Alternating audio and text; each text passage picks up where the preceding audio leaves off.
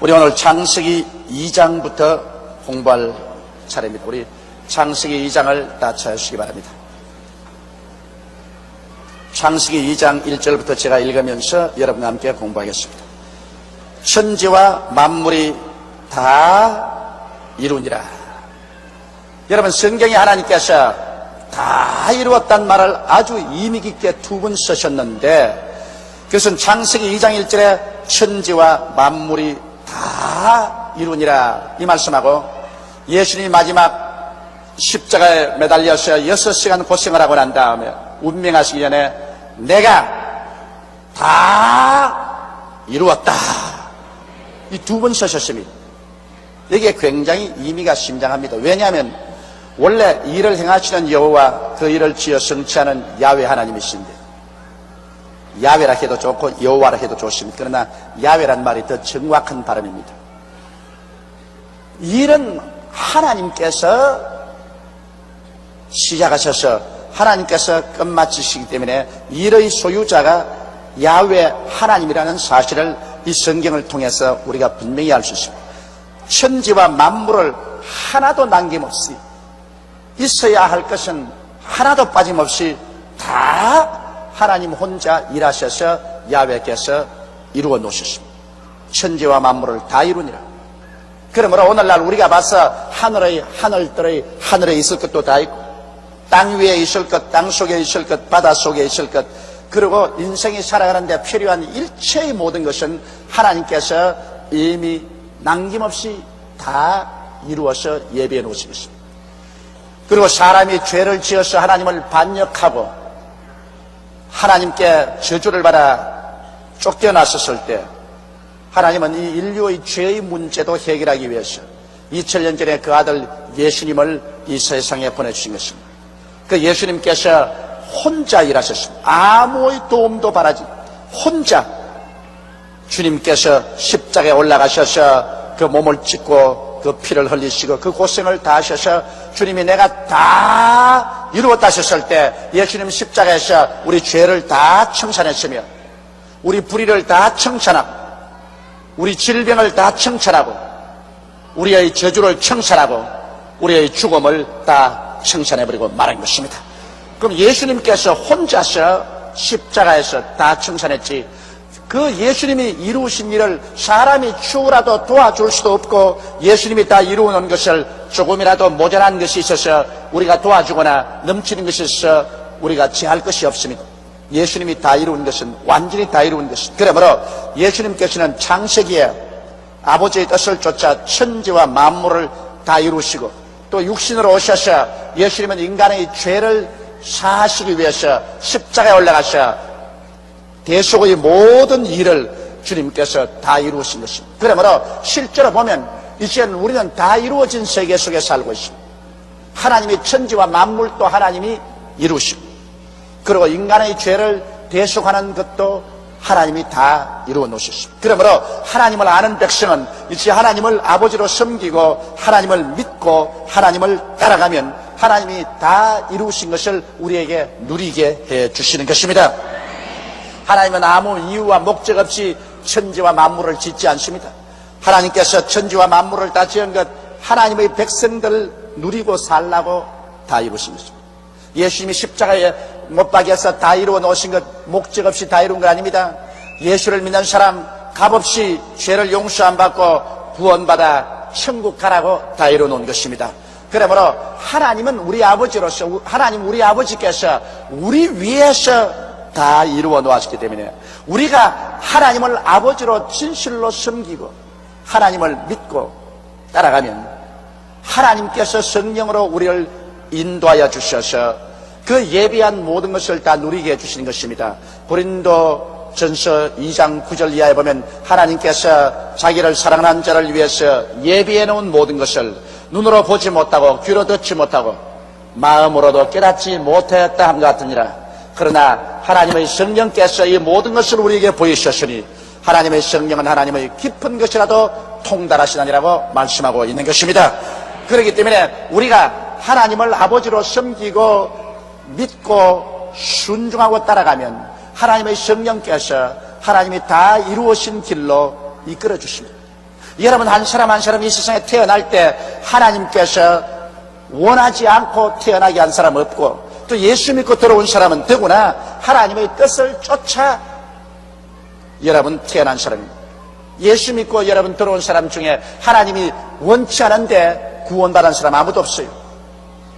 하나님께서 말씀으로 여러분과 나를 낳으신 것입니다. 그러므로 우리 모든 사람을 위해서 주님은 하나도 남김없이 모든 것을 다 예비해 놓았습니다. 영적인 구원과 천국과 세계도 다 예비해 놓고, 이 세상의 물질도 천하 만물을 주님이 다 예비해 놓은 것입니다. 그렇기 때문에 성경에 하나님께서 담대하게 말씀하시기를 그 나라와 그 의를 먼저 구하라, 그리하면 이 모든 것을 너에게 더하시라고 말씀하신 것입니다. 우리가 하나님 아버지의 나라와 아버지의 의를 먼저 우리 삶 가운데 간절히 구하고 나가면 그 다음 모든 문제는 하나님께서 성령으로 예비한 곳으로 우리를 이끌어 주시겠다는 것입니다. 오직 문제가 우리 고집을 부리는 것입니다. 아까 그 자매님처럼 우리 교회는 예배 드릴 수 있도록 다 예배당을 예배해 놓고 온도도 조절하고 전기불도 켜놓고 목사도 와 있는데 자기가 잘났다고 자꾸 일어나가지고 손 들고 일어나가지고서 안전하게도 안 앉고 반항하고 하니까 할 수 없이 쫓겨나가지 않습니까? 아담과 하와도 하나님께서 에덴 동산을 다 예비해 놓았는데 하나님의 말씀을, 하나님을 섬기고 믿고 말씀에 순종했으면 그거 다 누렸겠는데 하나님의 뜻을 반역하고 하나님을 배반하고 했기 때문에 하나님께 쫓겨나서 그와 그 자손이 마귀의 종이 되어 얼마나 처참한 삶을 살아왔습니다.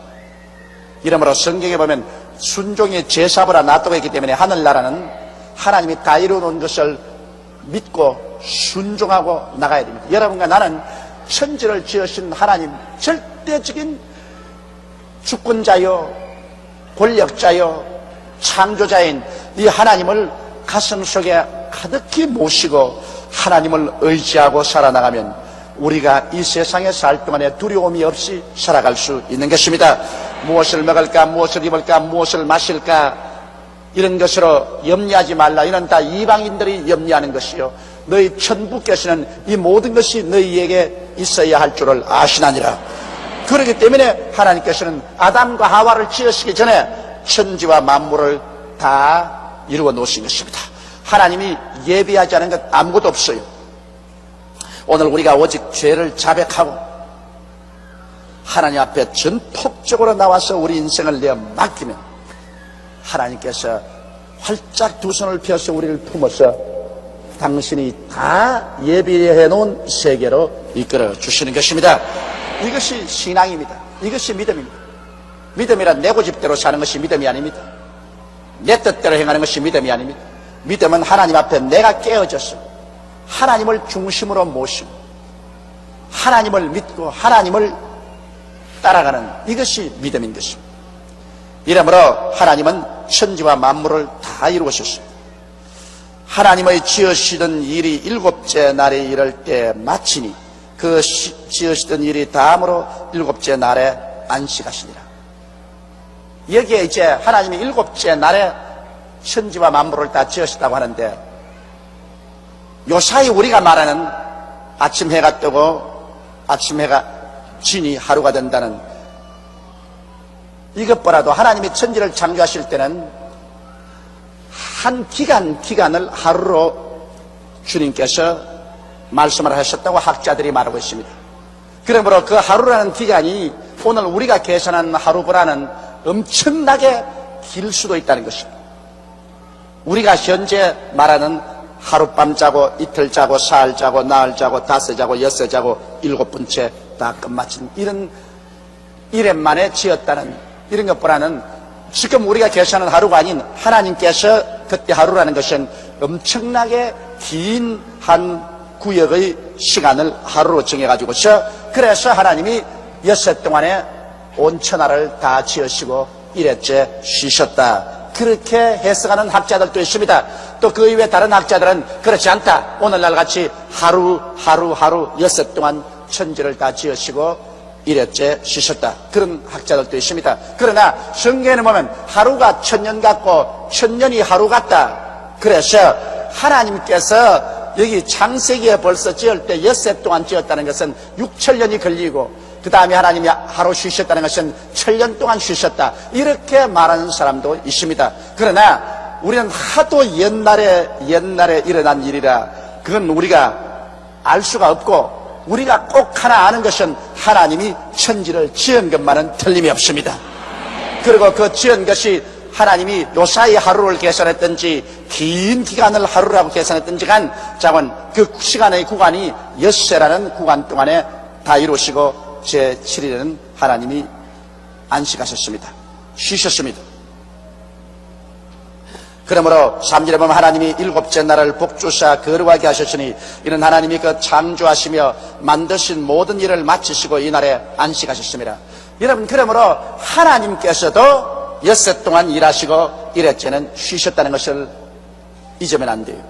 하나님도 피곤해서 쉬셨는데 사람이 돈벌이 하겠다고 눈에 불을 켜고 그냥 월요일부터 일요일까지 달아서 막 일은 막 한 달도 두 달도 세 달도 1년 365일 동안 눈이 뽀얗게도록 일하다가 나중에 피를 확 쏟고 쓰러져 죽어버립니다. 그럼 뭐 부귀영화 공명 다 얻어가 무슨 소용이 있습니까? 하나도 누려보지 못하고 그대로 죽어버리는데, 하나님도 엿새 동안 일하고 일회째는 쉬었는데 사람이 뭐라고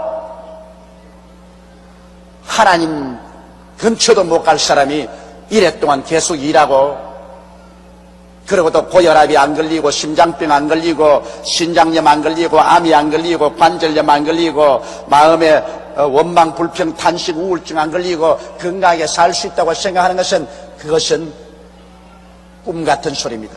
그건 교만한 소리입니다. 내가 이 말하는 것은 다른 사람 보고 말하는 것이 아니라 조용기 보고 말하는 거예요. 사실 저도 너무너무 쉴 시간이 없어서 동분서주를 뛰고 하니까 이제는 회복이 빨리 안 돼요. 옛날에 30대 40대는 자고 나면 깨끗하고 자고만 나면 깨끗하고 했는데 이젠 자고 나도 피하고 자고 나도 늘 지치고, 요새는 마치 지쳐서 이 목에 멱살을 잡혀서 끌려가는 그런 기분. 그래서 우리 교회 장로님들이 나보고 자꾸 그런 말씀합니다. 목사님이 왜 하나님보다 더 위대하게 되랍니까? 하나님도 엿새 동안 일하고 일회째 쉬었는데 뭘 목사님이 하나님보다 잘났다고 계속해서 그렇게 뛰고 이제 퍽 쓰러져 버리면 여기까지 한 일이 무슨 소용이 있습니까? 근데 그 말이 맞다 싶어서 이제부터는 엿새 동안 일하고 일회째 쉬려고 생각을 하고 있습니다. 근데 여러분들도 그렇게 하십시오. 가만히 내가 지내보니까 한꺼번에 바짝 다가서 일을 한다고 결국 중국적으로 잘 되는 것 없어요. 그래서 엿새 일하고 일회째는 하나님 잘 섬기고 쉬고 그리고 또 새로 일하고, 이래서 오래오래 살면서 일을 하면 많은 일을 할 수 있지만은 한꺼번에 그냥 짧게 살고 굵게 살자고 하면은 그 별 재미가 없는 것입니다. 그러므로 우리 오늘 다 여기서 회개하고 겸손하게 되어서 우리가 하나님보다 낫지 않은데 하나님 명령에 불순종하지 맙시다. 하나님께서는 우리에게 엄히 명령해서 말하기를 너희는 엿새 동안 일하고 일회째는 쉬라고 말하셨습니다. 그리고 그날에는 하나님 성전에 나와서 하나님을 예배드리고 하나님 말씀을 듣고 하나님 일을 하라고 말하셨습니다. 이러므로 우리는 그 하나님 말씀에 순종하십시다. 하나님께서는 엿새 일하고 일회째 쉬면 그날은 복을 내려주겠다고 말했습니다. 그 일회 날은 복 받은 날인 것입니다. 하나님께서 복 주신 날이기 때문에 그날에 쉬면서 하나님 섬기면 복을 잔뜩 받아서 그 다음 또 엿새 동안 살아나가니까 그 복의 힘을 가지고서 하는 모든 일이 형통하고 잘 되게 되는 것입니다. 우리 사람 생각에는 이 사업을 하고 지금 대목인데 이 일의 날 이 문을 닫고 쉬면 되겠느냐, 아이고 안 되겠다, 그렇게 하지만은 그렇지 않습니다. 하나님께서 엿새 동안 일하고 일회째 하나님 섬기는 날에 복을 내려놓았기 때문에 그날에 쉼으로 일하는 것보다 복을 더 많이 받게 되는 것입니다. 일하는 것보다 쉼으로 복을 더 많이 받는다. 이러므로 이러한 하나님의 섭리를 우리가 꼭 믿고 나가면 큰 은혜를 받습니다. 4절에 여호와 하나님이 천지를 창조하신 때 천지의 창조된 대략이 이러하니라. 이제 창세기 1장에는 천지를 창조한 순서를 쫙 말했습니다. 첫날에 빛을 만들고 이튿날에 궁창 만들고 사한날에 육지를 만들고 초목이 태어나게 하고 나한날에 해와 달과 별들이 다시 재차 비치게 하고 다섯째 하늘의 새와 물고기 만들고 여섯째 곤충과 짐승과 사람을 만드셨습니다. 그런데 이제 창세기 2장은 그 순서를 말하는 것이 아니라 이제 하나님이 이 세상을 창조할 때 일어났던 그 가장 중점적인 사항을 설명하는 것입니다. 그러므로 창세기 2장은 창조의 순서가 아니라 창조할 때 그때 상태를 설명하는 말인 것입니다. 여호와 하나님이 천지를 창조하신 때 천지에 창조된 대략이 이러하니라. 여호와 하나님이 땅에 비를 내리지 아니하셨고 경작할 사람도 없었으므로 들에는 초목이 아직 없었고 밭에는 채소가 나지 아니하였으며, 이 하나님께서 제일 처음 이 땅을 지으시고 물에서 땅이 나오게 하고 난 다음에 즉시로 초목이 확 나게 하지 않았다는 것입니다. 당분간 이 땅에는 아직까지도 초목이 없었다는 것입니다. 그리고 채소가 나지 않았다. 왜냐하면 하나님께서 비를 내리지 아니했다는 것입니다. 그 당시에는 땅에 물이 흐르고 안개가 이렇게 올라갔지 하늘에서 비는 쏟아지지 않았습니다. 언제부터 하나님께서 비를 주기 시작했냐면 노아의 홍수 때, 그때 비로소 하늘에 비를 내렸습니다. 그 때문에 노아가 나가서 120년 동안 외쳤습니다. 하나님이 이 땅을 물로 심판한다. 하늘에서 비가 내려와서 물로 심판한다. 그러니까 그 당시에 사람들이 안 믿은 것입니다. 왜냐하면 그 당시에는 노아의 홍수 때까지는 비가 온 적이 없어요. 땅에서 그냥 샘물이 솟아나서 농사도 짓고 땅을 적셨지 하늘에서 비가 오지 않았기 때문에 웃기는 소리 하지 마라. 조상이 태어나서 잘 때부터 하늘에서 비가 내린 적이 없는데 무슨 갑자기 하늘에서 비가 내려. 그래서 노아가 120년 동안 방주에 들어오느라 하늘에서 비가 내려와서 온 땅이 홍수로 음몰한다고 해도 안 믿었었습니다. 그러나 그 말씀대로 노아의 가족들이 방주에 들어가고 난 다음에 하늘의 비를 쏟았습니다. 이제 오늘날은 우리가 자꾸 말합니다. 하늘에서 불이 쏟아져 가지고서 세상을 멸한다. 이제는 온 세상이 이 열렬한 불에 녹아진다. 하늘에서 불이 쏟아진다. 불로 심판한다. 그럼 요사님 또 말합니다. 세상에 웃기는 소리 하지 마라. 하늘에서 무슨 불이 내려와? 하늘에서 비나 내려왔지 무슨 불이 내려와? 안 믿습니다.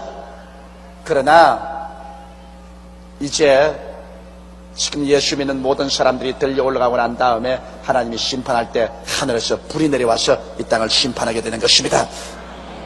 그러므로 하나님이 처음 땅을 만드시고 난 다음에는 땅에 비가 내리지 아니하고, 그리고 경작한 사람도 없으므로 들에는 아직 초목이 없고 밭에는 채소가 나지 아니했었습니다. 6절에 보면 안개만 땅에서 올라와 온 지면을 적셨더라. 안개가 얼마나 가득히 올라왔던지 그것으로 지면을 다 적셔서 물이 축축하게 만들었었습니다. 이렇게 했다가 그 다음에 하나님께서 사람을 짓기 전에 초목이 나게 하고 채소가 나게 할 것입니다. 제일 처음 땅을 짓자마자 당장 나무가 나고 풀이 나고 채소가 나지 않았습니다. 당분간 땅 그대로 있다가 그 다음에 이러한 것들이 나게 되었다는 것을 여기에 설명하고 있는 것입니다. 그 다음 여호와 하나님이 흙으로 사람을 지으시고 생기를 그 코에 불어 넣으시니 사람이 생명이 된지라. 그러므로 사람은 여러분 이 흙과 영으로 되어 있습니다. 여러분과 내가 지음을 받은 것은 제일 처음에 하나님께서 이 흙으로 지었습니다. 그렇기 때문에 요사이 사람이 죽으면 무덤에 파묻어 버리면 이 몸 전체가 하나도 남김없이 그대로 흙으로 돌아갑니다. 이 육체는 전혀 흙의 성품입니다. 오늘 과학자들이 사람의 몸을 분석해보고 난 다음에 이 성경 말씀이 맞다는 것을 증거했다는 글을 읽어보았는데, 정확하게 땅의 흙의 요소나 우리 사람의 몸이나 그 요소가 같다는 것입니다. 그러므로 우리는 흙에서 만들어졌는데 하나님께서 흙을 빚어가지고서 사람을 만드시고 난 다음에 그 다음은 그 코에 하나님의 생기를 후 불어넣으십니다. 하나님의 생기는 하나님의 영입니다. 하나님은 영이시기 때문에 하나님의 생기라는 것은 하나님의 영입니다. 하나님의 영을 후 불어넣으니까 사람이 화닥닥 깨어나서 사람이 생명이 되었습니다. 다시 말하면 혼이 되었다 그렇게 말했습니다. 그러므로 이 흙으로 지은 사람에게 하나님의 영이 와서 부딪히니까, 흙과 영이 부딪히니까 사람이 혼이 만들어져서 사람이 태어난 것입니다. 이러므로 사람은 삼위일체입니다. 하나님께로부터 온 영, 이것은 여러분과 나를 하나님을 알게끔 만들어주는 것입니다.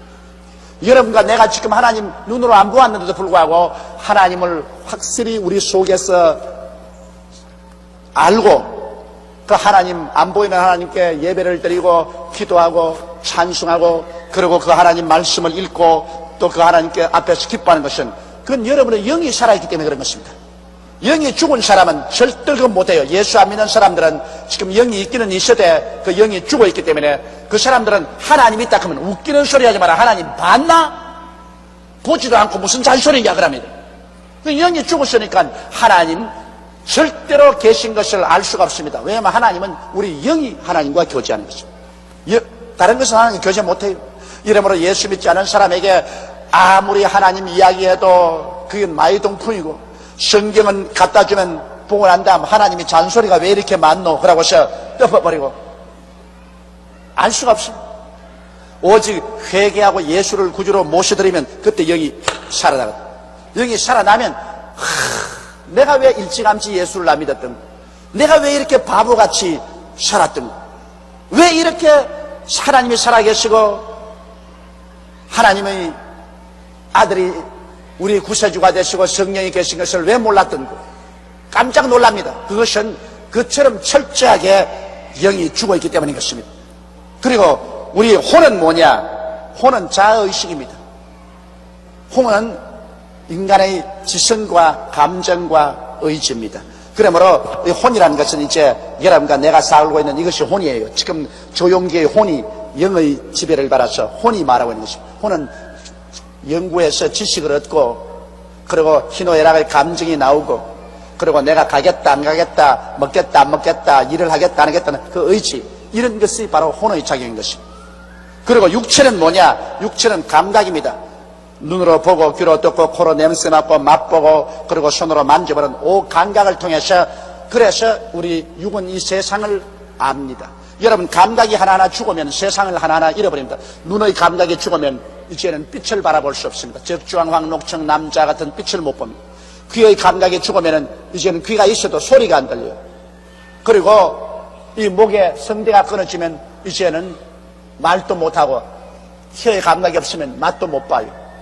손에 촉감이 없어지면 아무리 물건이 있어도 손을 대봤자 그거 몰라봐요.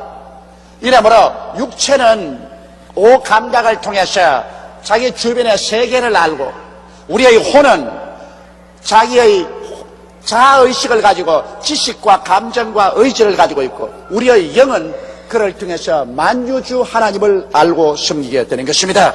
그러므로 우리가 이제 이 육체가 탁 죽으면은 이 영과 혼만은 안 죽고 영원히 천당으로 갑니다.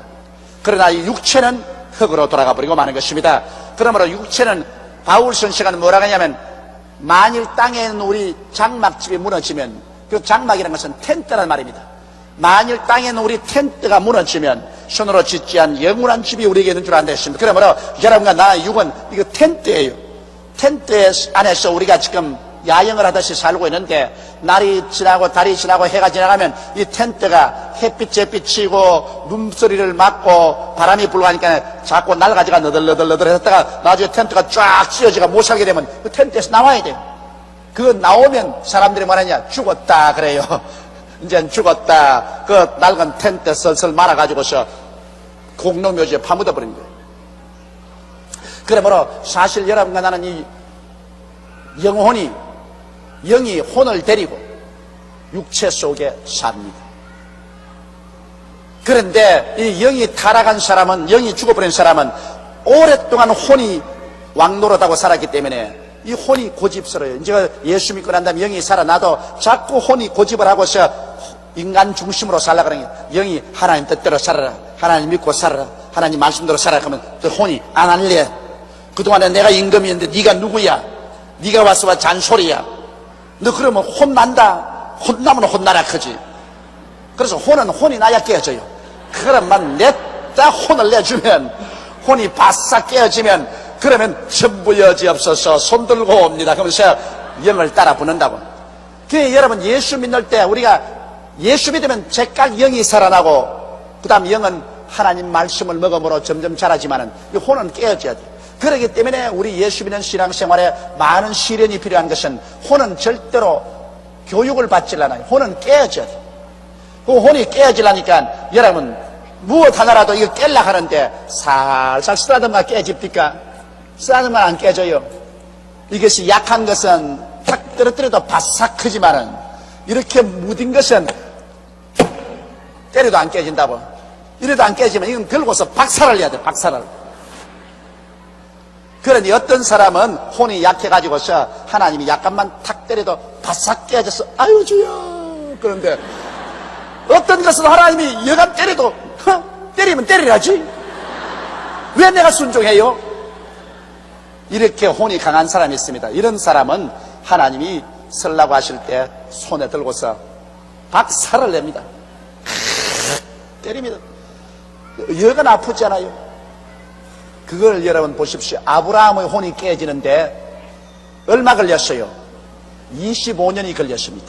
75세 따라 나오기는 나왔지만 혼이 얼마나 강해가지고서 애굽으로 내려가지 마라 그러는데 왜 못 내려가요?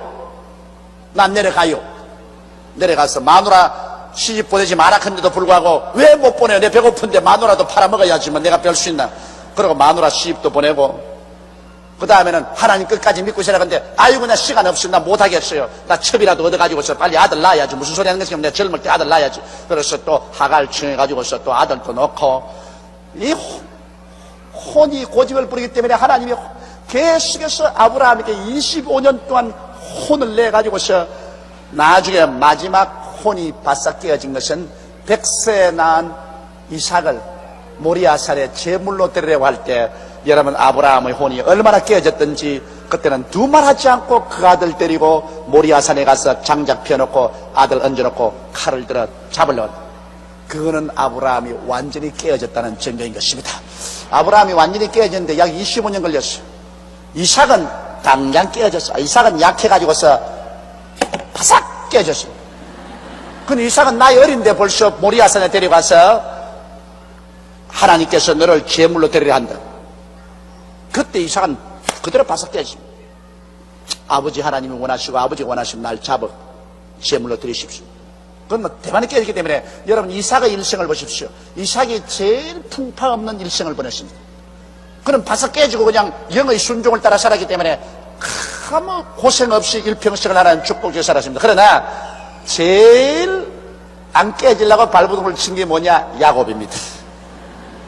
야곱은 바로 인간 혼의 대표적인 인물입니다. 야곱 전체가 인간 혼이라고 볼 수 있습니다. 온갖 사기 다 치고 거짓말 잘하고 수단 방법 다 쓰고 꽤 다 부리고 이래가지고서 나중에 언제 깨졌느냐? 야뽕 나루트에 고향 땅 돌아오는데 뒤에는 외아저씨가 군대를 가지고 와서 너 다시 돌아오면 죽여버린다 그랬고, 그 다음에 앞에는 형이 400명의 군대를 가지고서 죽이겠다고 20년 동안 칼을 갈았다가 그냥 그 분을 내서 오지. 뒤로 갈 수 없고 앞으로도 나갈 수 없고 이제는 절단 났다. 그래도 그 혼이 얼마나 꾀가 많은 거 보십시오. 야복강에서 자기의 처자 다 미리 건너보내놓고 자기만 앉아있습니다. 형이 와서 과연 날 죽이려면 처자를 때려치면 나는 36개를 놓는다. 이 두 다리가 아직 튼튼하니까.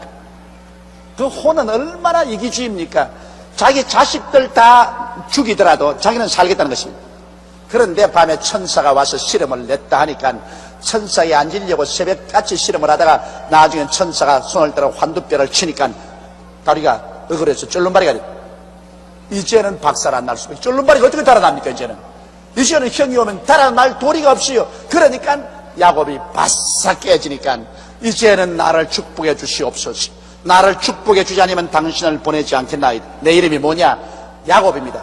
야곱이라는 것은 사기꾼이란 말입니다. 남의 것 빼앗는 사람, 사기꾼이라는 거예요. 너 이름 바꿔와라. 이제 너는 야곱이 아니라 이스라엘이다. 하나님과 씨름해서 이긴 사람이다. 우리가 깨어지면 우리는 이긴 자가 되고 마는 것입니다. 우리가 깨어지면 하나님이 우리 기도를 들어주시니까 우리가 이긴 자가 되죠. 그래서 야곱은 20여 년 만에 깨어져 가지고서 형에게 나올 때 형이 400인의 군대를 거느리고 오는데 이라고 나왔습니다. 그러니까 형이 동생을 단칼에 벨라고 보니까 이거는 한 주먹도 안 돼요. 뭐 칼 들 필요도 없이 일하고 오는 걸 죽여서 뭐합니까? 이러고 오는 걸. 여러분, 그 형이 20년 전에 팥죽한 것으로 내 장자의 명분을 빼앗고 아버지 눈 어두운 기회로 장자의 명분 축복을 따와가지 이제 고작 해야 돌아오는 게 이렇게 찔름벌레가 되어 오느냐. 이거 죽이면 망했노, 이 벌레 같은 거. 그만 형이 와서 목을 얽삼고, 아, 이 자식아. 그래, 날 배바라고 나가 이 꼬라지가 돼 들어오냐, 이 자식아. 죽이려고 하니까 넌 불쌍해서 못 죽이겠다. 그러고 엉엉 울고 오히려 동생을 보호해서 받아들이게 됩니다. 그러므로 여러분, 깨어진다는 것이 얼마나 중요합니까? 하나님께서 모세를 깨는데 40년이 걸렸습니다. 얼마나 고집이 셌던지. 그 영은 살아있지. 그 하나님을 아니까. 그러나 혼이 얼마나 강해서 자기 뜻대로 하기 때문에 미디안 광야에 보내가 40년 동안을 광야에서 당하세같이 내가 버려놓았어. 그래서 그가 박살이 나 깨어지니 하나님 서셨지. 요셉을 깨는데 하나님께서 무려 13년의 세월이 걸렸습니다.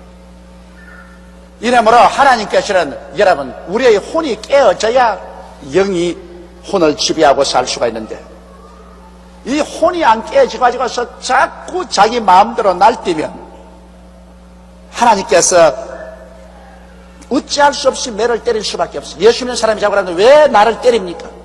왜 나에게 시련이 다가옵니까? 왜 환난이 다가옵니까? 그것은 하나님께서 이놈아 깨어져라, 그 말인 것입니다. 깨어져라. 네 혼이 깨어져야 네 영과 영에게 순종해서 살지. 혼이 안 깨어져 있으면 네 고집대로 자꾸 하는데 어떻게 내가 너를 쓸 수 있냐? 이래서 하나님께서는 여러분에게 복을 주려고 하실 때 반드시 먼저 와서 혼을 깨뜨린다는 것을 아시기 바랍니다. 하나님이 적게 맡길 때는 적게 깨뜨리고 하나님께서 많이 축복하려고 할 때는 많이 깨뜨립니다. 그리고 많이 깨어지면 깨어질수록 그 사람 더 깊은 믿음과 순종에 들어갈 수 있고 더 깊은 신령한 사람이 될 수가 있는 것입니다. 이렇기 때문에 갑자기 그냥 예수 믿어서 산에 가서 기도하다가 성령 받았다고 막 신령하다고 뛰는 것, 그것은 하나님의 성령의 은사가 와서 잠시 동안 뛰는 것이지 실제로 그 사람의 신앙이 깊어져서 그런 건 아닙니다. 신앙이 깊어지는 것은 세월이 오래 걸리면서 얼마나 많이 깨어졌는가, 이게 얼마나 더 신령한가가 증명되는 것입니다. 일시적으로 은사 받아서 뛰고 꿀리는 것, 그것 여러분 웃기는 일입니다. 일시적으로 뛰고 꿀린 건 하나님께서 필요하니까 일시적으로 은사 줘서 쓰는 것이지 실제로 신앙이 깊은 것은 아닙니다. 신앙이 깊은 것은 세월이 오래 지나가면서 많이 깨어져 가지고서, 그래서 하나님 앞에 혼이 말랑말랑하게 되어 가지고서 그 발 앞에 엎드려 하나님의 성령이 우리 영으로 더불어서 시키는 조금도 거부하지 않고 따라가는 이러한 사람이 될 때 이 사람 진짜로 신령한 사람이 되는 것입니다. 깨어지는 것, 이것보다 중요한 건 없습니다. 아담과 하와 이후로 인간에게 가장 큰 죄가 영이 죽자 말자 혼이 자기 뜻대로 사는 것입니다. 인본주의가 바로 혼입니다. 요사이 소위 말하는 인본주의, 인간 중심으로 사는 인본주의. 그런데 우리가 돌아와서는 인본주의가 깨어지고 신본주의로 돌아와야 되는 것입니다. 깨어져야 돼요. 그리고 육체는 죽여버려야 돼요. 육체는 이것은 다스리지 못해요. 육체의 정욕이라는 것은 이것은 이 수양과 도덕으로 안 돼요. 육체의 정욕은 죽여버려야 돼요. 그건 무조건 하고 죽여버려야 돼요. 그래서 혼이 깨어지고 육체의 정욕을 죽이고, 이렇게 하면 하나님께서 인간을 만드신 원래의 모습으로 돌아갑니다. 원래 하나님께서는 인간을 흙으로 지으시고 먼저 영을 불어넣거든요. 그래서 영이 하나님의 모습, 형상과 모형으로 우리 참 사람인 영이 그 다음 자의식인 혼을 가지고서 일어나서 육체 속에 살게 돼요. 그러므로 우리는 언제나 영으로 살아야죠. 혼으로 살면 안 됩니다. 또 육으로 살아도 안 돼요. 한 사람 속에 언제나 세 가지 음성이 들려옵니다. 영의 음성이 들려와요. 영의 음성이. 예를 들어 말하면 여기에 돈이 있다, 수입이 들어왔다, 영의 음성이 들려와요. 11조를 떼서 하나님께 드려라. 그 다음 혼의 음성이 들려와요. 왜? 내 건데 왜 줘? 왜? 이게 어떤 돈이라고? 안 돼. 6원 뭐라고 말합니까? 6원 다른 의미가 없어요. 아따 돈 생겼어. 먹자. 먹고 마시자. 언제나 세 가지 음성이 들려옵니다. 영에서 들려오는 음성과 혼에서 들려오는 음성과 그 다음 육의 음성이 들려오는 것입니다. 거기에서 우리가 선택을 해야 돼요. 우리가 신령할수록 영의 음성을 또 선택합니다. 그러나 신령 안 할수록 혼의 음성을 선택하고 난 다음 나중에 어려울 때 주여 도와줘서 건방진 소리 하지 마라. 또 혼날라고? 이 혼은 혼대로 하면은 하나님 혼을 내시니까. 그 다음 육체의 음성이 있습니다. 육체는 이유가 없어요. 혼은 그래도 이유를 대지만 육체는 이유가 없어요. 육체는 배고프다, 목마르다, 춥다, 그 고함 치는 것밖에는 육체는 이유가 없어요. 그러므로 사람은 영과 혼과 육의 삼위일체로 되어 있는데 우리가 영이 언제나 다스려야 됩니다. 그러므로 영이 다스리기 위해서는 우리가 늘 영에 힘을 줘야 돼요. 하나님 말씀을 먹는 것은 영이 강해지는 것입니다. 그리고 우리가 성령으로 충만한 건 영이 강해져. 하루에 1시간씩 기도하는 것은 그렇게 기도하면 영이 강해집니다. 그 영이 강해지면 영은 하나님을 섬기고 하나님을 믿고 하나님을 순종하고 따라가도록 쫙 이끌면 별 수 없이 영이 강하니까 혼이 끌려갑니다. 그리고 육체도 끌려가요. 우리라는 한 존재 속에 세 힘이 있어요. 그 중에 영의 힘이 강하면 혼과 육을 끌고 갑니다. 그러나 영의 힘이 약해지면 그만 혼이 일어나서 혼이 영과 육체를 끌고 가기도 하고, 어떤 것은 육이 강해가지고서 영도 혼도 그냥 육체로, 동물적으로 육체로만 끌려갈 때가 있습니다. 이러므로 우리가 언제나 영을 강하게 하고 있어야 이 어려운 세상에 살면서 하나님과 동행할 수 있고 하나님의 위대한 역사를 체험하고 살 수가 있는 것입니다. 이러므로 영을 강하게 하기 위해서 여러분은 언제나 말씀을 듣고 읽고 언제나 여러분께서 성령 충만하도록 기도하고 기도하기를 힘써서 여러분은 영이 혼을 지배하고 육체를 지배하고 이 땅에서 하나님의 광명한 빛을 비추는 여러분 되시기를 주의 이름으로 축원합니다. 여호와 하나님이 흙으로 사람을 지으시고 생기를 그 코에 불어넣으시니 사람이 생명이 된지라. 생명이 바로 혼이라는 그 말입니다. 여호와 하나님이 동방의 에덴에 동산을 창설하시고 그 지으신 사람을 거기 두시고, 보십시오. 하나님께서 사람만 지어놓고 난 다음 그대로 내던지지 않았습니다. 하나님은 사람을 지으시고 난 다음에는 동방의 에덴에 동산을 창설하시고, 그러니까 요사이 말하면 이 저택입니다. 보통 저택이 아닙니다. 어마어마하게 좋은 그러한 큰 저택을 하나님이 창설하시고 그 지으신 사람을 거기 두시고, 여호와 하나님이 그 땅에서 보기에도 아름답고 먹기에도 좋은 나무가 나게 하시니 동산 가운데는 생명나무와 선악을 알겠는 나무도 있더라. 여러분, 오늘날 이 세상에서 가장 먼저 패션을 주장한 분이 누군지 압니까? 요사이 패션 한다고 여러분 텔레비에 보면 옷 잘 입고 난 다음 이라고 되기잖아요. 패션 한다고.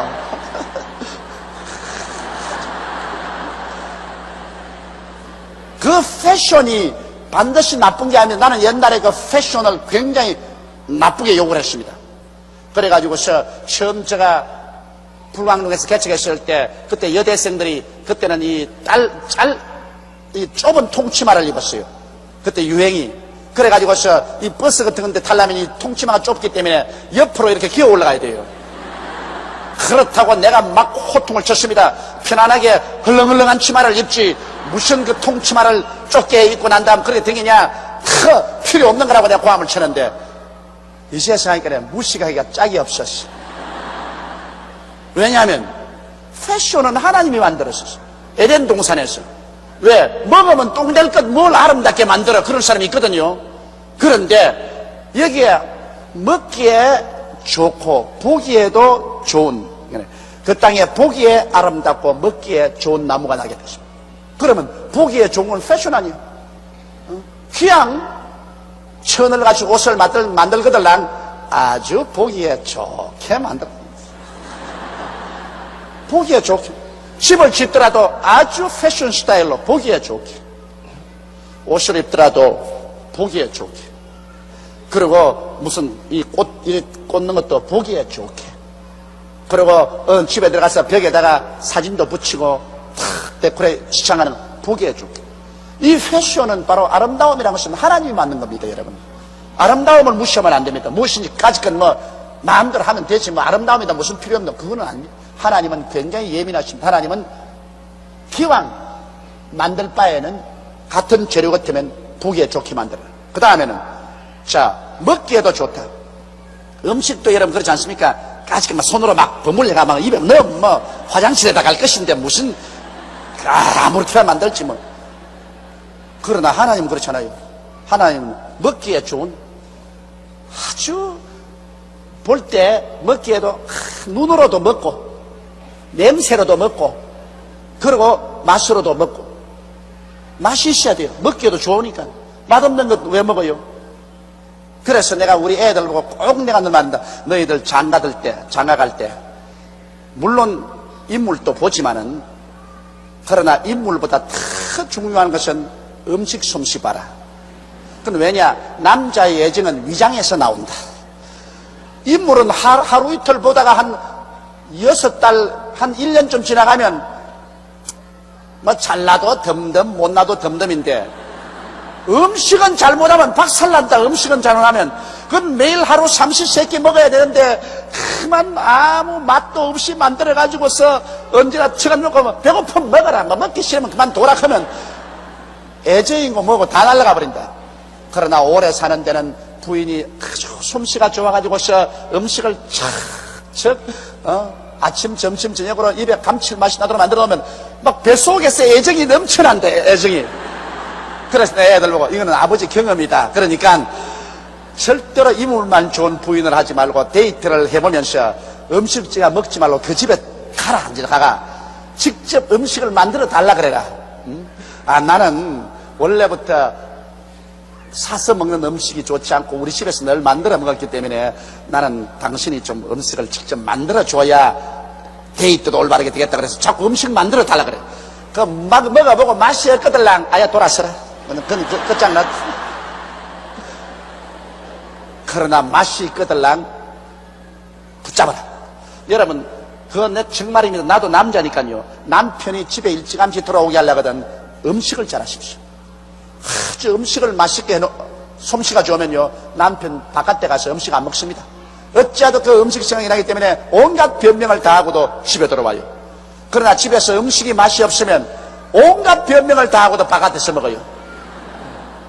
그 음식을 잘 만드는 건 참 좋습니다. 나도 옛날에 신방 한참 다닐 때 보니까 우리 어느 성도들 집에 가면 그렇게 김치와 된장이 맛있을 수가 없어. 그거 한 번 먹고 나면 일주일 내내 그 집 생각만 나요. 그 집 생각. 기도할 때도 그 집 김치하고 된장이 자꾸 생각나요. 그 자꾸 축복을 해요. 근데 어떤 집에 가면 아이고 맛이 없는데 죽겠어.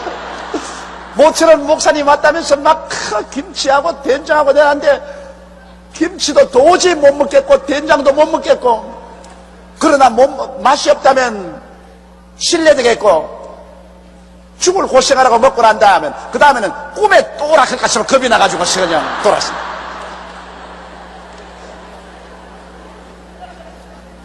이건 대단히 중요한 겁니다. 그러므로 이것은 우리가 애를 쓰고 노력을 하면 된다고. 안 되는 게 없다고. 우리 하나님이 하신 거 보십시오. 여호와 하나님이 그 땅에서 보기에 아름답고 먹기에도 좋은 나무가 나게 하시니. 그러므로 여러분 오늘날 사치하는 것은 아니지만은 가정에서도 부인 되시는 우리 자매님 여러분은 머리도 늘 만지고 얼굴도 이 화장도 해서 보기에 아름답게 하고 계세요. 막 부부하고 결혼해서 한 10년 살았다고 가지건 뭐 이제 살았는데 이제 고물 다 됐는데 그러면 머리도 막 이렇게 해가지고 쓰면 옷도 막 이렇게 해가지고 여보 빨리 와서 밥 먹어.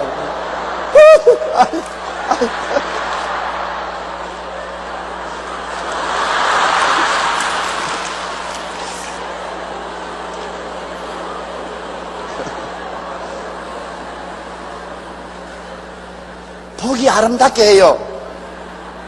자기가 낭비할 필요는 없지만 할 수 있는 자기 스타일에 맞는 화장법도 개발을 해가지고서 화장도 뭐 다 똑같진 않아요. 자기 얼굴의 색깔과 몸에 맞는 스타일을 개발해가지고서 사람이 딱 볼 때 야 참 산뜻한 옷도 자기가 아주 좀 아무리 옷을 갖다 산더라기.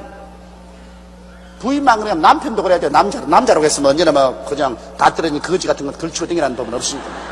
예? 남편도 부인하고 자식들 다 있는데 딱 언제나 이 몸가짐을 단정하게 하고 하면 그것이 얼마나 큰 교훈이 됩니까? 이게 하나님께서 좋아하는 것입니다. 여러분, 우리 무조건 하나님은 이 여러분의 생활과 환경에 무조건하고 무관심하다고 생각하면 안 돼요. 하나님은 그 땅에서 보기에 아름답고 먹기에도 좋은 나무가 나게 하시니, 그래서 나는 이 말씀을 깨닫고 난 다음에 하하, 패션은 하나님이 처음 시작하셨구나. 그러면 이제는 옷 패션, 구두 패션, 양말 패션, 이런 패션들을 하도록 해야 되겠구나. 그걸 제가 느꼈습니다. 느끼고 그 다음부터 제가 패션에 맞는 옷을 입어도 마음에 양심이 갇히게 안 돼요. 패션에 맞는 옷을 입고 하나님 한번 보세요. 우리 하나님은 참 멋있는 하나님이십니다. 그런데 하나님께서 동산 가운데는 생명나무와 선악을 알게 하는 나무도 있더라. 이 생명나무라는 것은 우리 주 예수 그리스도를 상징하는 나무입니다. 이 생명나무를 먹으면은 하나님의 생명을 받게 되어서 영원히 영도 육도 죽지 않고 살게 되는 이런 생명나무가 있고, 또 선악을 알게 하는 나무들. 이 선악을 알게 하는 나무는 이 좋다 나쁘다는 것을 판단하는 것인데요. 여러분, 사람이 좋다 나쁘다는 것을 판단하면 안 돼요. 실제는 하나님 한 분만이 좋고 나쁘다는 것을 판단하고, 우리는 그저 하나님 믿고만 살았으면 참 좋은데, 이 사람이 선악을 판단하면 그때부터 분쟁이 생깁니다. 왜 그러냐? 요거 하나 딱 가지고도요, 하나님만 선악을 딱 판단하면 우리가 따라가면 되는데, 사람이 이제 선악을 판단하는 지식을 얻고 나면 조용기 보기에는 이 안 좋거든. 그런데 여러분 보기에는 좋거든. 그러면 가지고서 나는 좋다, 너는 안 좋다. 그래가 싸움이 생겨요. 선악을 판단하는 것 때문에 싸움이 생깁니다. 이제 앞으로 대통령 선거가 오면 가정마다 토론이 굉장히 많이 일어날 것입니다. 가장은 나는 이 사람을 대통령으로 좋다, 부인은 나는 그 사람 싫다. 한 사람을 두고 선악을 판단합니다. 한 사람은 좋다, 다른 사람은 나쁘다. 그래가지고서 너는 이 사람 찍자, 너는 저 사람 찍자. 이거 사실은 여러분, 하나님은 사람이 이것을 알기를 원하지. 선악 판단만 없었으면 이 세상에 그 많은 가정이 이혼도 안 하고, 그 많은 나라의 정치적인 싸움도 안 할 것이고, 그 많은 국제적인 문제가 생겨가지고서 살상도 안 했을 것입니다. 선악을 판단 안 하면 하나님께서 지시한 대로 믿고만 따라가면 되는 것입니다. 그런데 이놈의 사람들이 선악과를 까먹고 선악을 판단하게 돼가지고서 모조리 다 선악 기준이 다르다고요. 이 사람은 좋다 하면 저 사람은 나쁘다 그러고, 저 사람이 나쁘다 그러면 이 사람이 좋다 그러고, 그래서 서로 좋다 나쁘다 이게는 박치기를 막 한다고 막 강제로 싫다 하는 사람은 좋다고 막 끌고 간다고요. 그래서 선악을 아는 열매를 먹은 것이 큰 저주가 된다는 것은 여기에 있습니다. 선악을 모르면 분쟁이 없어집니다. 선악이 있기 때문에 분쟁이, 그래서 어린 애기부터 겨우 벌벌 기어난 벌써 어린 애기부터 여러분 순진하라고 생각합니까? 천만에 벌벌 기면서 벌써 어린 애기도 선악을 분발합니다. 자기에게 좋은 것 달라고 꽉 말도 못하면서 안 주면 울고 막 발구등을 치고 막, 그 벌써 선악입니다.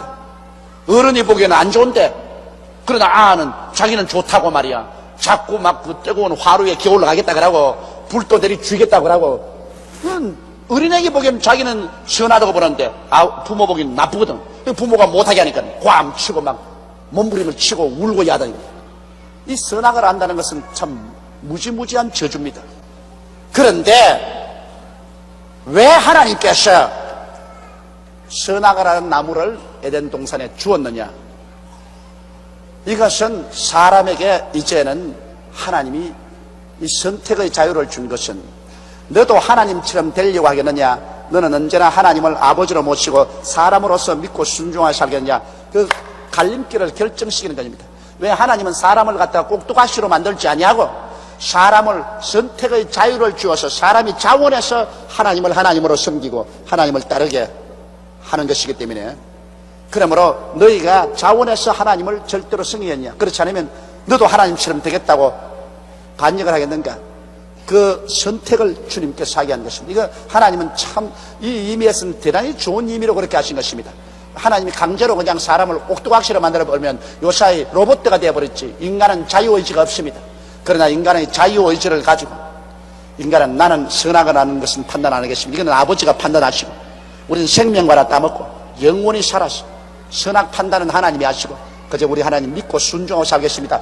이렇게 결정할 것이냐. 그렇지 않으면 우리도 하나님처럼 되겠습니다. 그러므로 그래서 하나님과 반역하겠습니다. 이렇게 될 것이냐. 반드시 하나님이 자율적으로 인간이 그것을 선택하도록 만들어야 됩니다. 일단 인간이 선택만 하면 그 길로 고정시킬 수가 있습니다. 그런데 사람은 마귀가 꾀는 바람에 선악과일 먹고 말았습니다. 그건 이제 뒤에 나옵니다. 10절에 보면 강이 에덴에서 발원하여 동산을 적시고 거기서부터 갈라져 내 근원이 되었으니, 이건 하도 옛적 일이라 지금 그때에는 강은 우리가 현재 알 수 있는 강은 두 개밖에 없고 다른 강은 모릅니다. 그렇기 때문에 그 두 개 강을 더듬어서 볼 때 옛날에 에덴 동산이 어디에 있었느냐, 요사이 소위 말하는 이란과 이락, 한참 전쟁하는 이란과 이락 그 근처가 에덴 동산이었다. 이렇게 우리가 추정을 할 수가 있는 것입니다. 강이 에덴에서 발원하여 동산을 적시고 거기서부터 갈라져 네 근원이 되었으니 첫째 이름은 빗손이라. 금이 있는 하윌라 온 땅에 둘렀고, 이건 어딘지 지금도 모르겠습니다. 그 땅의 금은 정금이여 그곳에는 베들레헴과 호마노도 있으며, 둘째의 강 이름은 기온이라. 구스 온 땅에 둘렀고, 셋째 강 이름은 히데겔이라. 히데겔 강이라는 것은 지금도 우리가 알 수가 있습니다. 그 이란과 이락에 있는 히데겔 강 지금 있습니다. 아수르 동편으로 흐르며 넷째 강은 유브라데 강이라. 이 히데 강이 아니라 유브라데 강은 지금 알 수 있지만 그 다음 강은 모릅니다. 그러나 이 강은 에덴 동산이 요사이 이란과 이락이 있는 그 지구, 히데겔과 유브라데 강이 있는 그 지구에 에덴 동산이 있었다는 것입니다. 거기에서 강이 나와서 그 에덴 동산을 적시고 다른 동산을 적시는 것입니다. 여호와 하나님이 그 사람을 이끌어 에덴 동산에 두사 그것을 다스리며 지키게 하시고, 에덴 동산을 다스린다는 건 주인 아닙니까? 에덴 동산을 주었지요. 또 에덴 동산을 지키라 했습니다. 여러분, 지킨다는 것은 도적이 있어야 지키지 도적이 없으면 안 지키거든. 왜 하나님이 지키라고 했느냐? 벌써 그때 하나님을 반역한 원수 마귀 사탄이 다시 자기가 하나님을 반역한 것처럼 아담과 하와도 꾀어서 반역하게 하려고 하기 때문에 지키라는 것입니다. 도적이 오는 것은 도적질하고 죽이고 멸망시키는 것이기 때문에 틀림없이 하나님이 아담에게 말씀할 것입니다. 사탄이 너희 유혹하러 온다. 그러므로 단단히 에덴을 지켜라. 사탄의 말 듣지 마라. 사탄의 말 들으면 너는 박살난다. 사탄의 말 듣지 말고 하나님 말을 들어라. 그러나 사탄은 온다. 그건 오는 것을 내가 허락한다. 왜냐? 사탄이 유혹을 해야 이제 흑이냐 백이냐 정이냐 반이냐 너가 결정을 내린다. 유혹 안 한 데는 아무 결정을 할 수가 없다. 그러나 유혹을 하는데도 불구하고 나는 너를 따르지 않는다. 나는 하나님을 따르겠다면 그건 올바른 선택이 됩니다. 그러므로 사탄이 오기 때문에 너 단단히 지켜라. 이 동산을 다스리고 그다음 지키라는 것은 사탄이 오니까 너희 이 신앙을 지키고 너희 태도를 지키라는 것입니다. 그 하나님께서 미리 다 가르쳐 줬어요. 하나님 안 가르쳐 주고 한 건 아닙니다. 여호와 하나님이 그 사람에게 명하여 가라사대 동산 각종 나무의 실과는 내가 임의로 먹되 선악을 알게 하는 나무의 실과는 먹지 말라. 내가 먹는 날에는 정령 죽으리라 하시니라. 다른 실과는 다 하나님이 주었었어요. 그러나 선악을 아는 실과는 먹으면 죽는다. 왜? 선악을 아는 실과를 먹으면 이제는 하나님과 대결되기 때문에, 하나님과 대결되기 때문에 죽는다는 것은 없어진다는 말이 아닙니다. 여러분, 죽는다는 것은 분리된다 그 말인 것입니다. 따라 말씀해요. 죽는다는 것은 분리된다는 뜻이다. 네가 선악과를 먹는 날에는 나하고 분리된다 그 말인 것입니다. 나하고 분리된다. 여러분, 여기에 샘물 근원이 있는데 샘물이 콱콱콱 흘러서 쑥 물이 흐르면 그건 산물이 아닙니까? 그런데 그 샘물을 길을 이렇게 돌려버리고 여기 옹당으로 떼놓으면 거기는 물은 어떤 물입니까? 산물입니까? 죽은 물입니까? 죽은 물입니다. 그러므로 죽은 물이니까는 그게 그냥 더러운 벌레들이 생겨나고 그 다음에는 모기들이 유충을 해가지고서 모기벌레가 가득하고 완전히 썩은 물이 됩니다. 물은 물인데 썩어버려요. 그와 같이 우리가 하나님께 연결되어 있으면 모든 하나님의 선하신 생명이 넘치는데 그만 선악을 하는 실과를 먹고 우리도 하나님 앞에서 선악을 알게 됩니다. 그럼 하나님이 좋다, 그럼 우리 사람은 안 좋다, 그럼 하나님하고 우리하고 성장하게 됐어요. 말이 어떻게 하나님과 우리하고 서로 대면을 해서 좋다 하지 않다고 성장을 하게 됐어요. 그건 할 수 없이 하나님께 쫓겨납니다. 이건 죽는다 말이 그 말입니다. 하나님의 생명에서 끊겨나니까. 끊겨지니까 그 다음부터 그 영 속에서는 온갖 더럽고 부패한 것이 가득 차게 되는 것입니다. 오늘날 인류 세계에서 이렇게 죄악에 관여하고 더러운 것은 하나님의 생명 근원에서 끊어졌기 때문인 것입니다. 선악을 아는 나무를 먹음으로 그렇게 된 것입니다. 그러므로 오늘날에도 여러분, 우리가 자꾸 깨어지면 어떤 일이 생기느냐? 선악을 판단하지 않게 됩니다. 좋다 하지 않다는 선악을 판단하지 않고 무조건 하고 아버지 뜻대로 하시옵소서. 아버지 믿습니다. 사람 보기에는 좋지 않은 것 같은데 하나님 보시기에는 성경에 좋다면 아버지 뜻대로 따라갑니다. 그럼 신앙이 깊어지면 깊어질수록 선악을 구별하지 않게 됩니다. 그저 믿고 순종해 나갑니다. 그러나 신앙이 약하면 약할수록 왜 이래요? 왜 이래요? 왜 저래요? 왜 저래요? 자꾸 인내 걸고 달라듭니다. 이거는 신앙이 약해서 그래요. 신앙이 깊어지면 그런 것 없어요. 좋든 하지 않든 손해가 나든 이익이 되든 하나님 말씀이면 따라갑니다. 무조건 하고. 그러면 다른 사람은 미쳤다, 미쳤어. 저거 보통 미쳤잖아. 계산을 해봐라. 네게 얼마나 손해가 있는지. 그래도 선악 판단 안 합니다. 예수를 진실로 믿는 사람은 하나님 말씀 그대로 따라가지 그 이후에 선악을 판단하지 않습니다. 그러나 하나님을 믿지 않은 사람일수록 예리하게 선악을 판단합니다. 선악을 판단하니까 늘 싸우지. 그 예수 믿고 난 다음에 화목된다는 이유가 예수 믿으면 선악 판단보다도 사랑이 앞서는 것입니다. 사랑으로 헛한 허물을 덮고 좋다 하지 않다 선악 따지지 말고 사랑으로 합쳐서 하나님 따라가지. 그러니까 화합이 될 수 있는데 끝까지 자기 기준에서 선악을 따지면 절대로 화합되지 않습니다. 자, 18절에 여호와 하나님이 가라사대 사람의 독취하는 것이 좋지 못하니 내가 그를 위하여 돕는 배필을 지으리라 하시더라. 여기에서 하나님께서는 독신주의자를 별로 좋아 안 하신 것 같아. 하나님이 가라사대 사람이 독취하는 것이 좋지 못하니 혼자 있는 게 좋지 못하다. 그 혼자 있는 것이 왜 좋지 못하냐? 혼자 있으면 외로워지고 외로워지면 그 다음에는 고집이 세어지고 고집이 세어지면 다른 사람들하고 타협을 해서 잘 살아갈 수가 없어. 둘이가 있으면 서로 고집이 부딪혀서 깨어지는데 혼자 있으면 고집이 세어져요. 여호와 하나님이 가라사대 사람의 독취하는 것이 좋지 못하니 내가 그를 위하여 돕는 배필을 지으리라. 여기 사람이라는 것은 남자를 말합니다. 돕는 배필은 바로 여자를 말합니다.